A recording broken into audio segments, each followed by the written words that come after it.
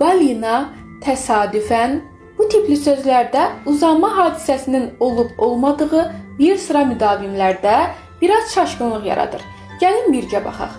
Yadda saxlayın, bir qayda olaraq vurğu ilə uzanma hadisəsi üst-üstə düşməz və bu səbəbdən biz bilməliyik ki, sən demə, balina, opera, təsadüfən sözlərində həmin bizim uzatdığımız hissədə uzanma yox, elə vurğu var.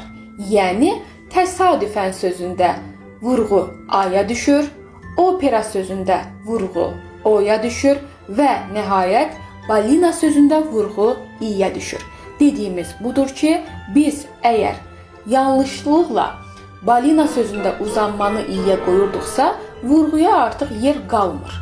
O səbəbdən də vurğu ilə uzanma arasında çaxnaşma yaranıbsa, sən mütləq vurğunu daha güclü bilməlisən, çünki uzanmasız söz var, vurğusu olmayan söz yoxdur.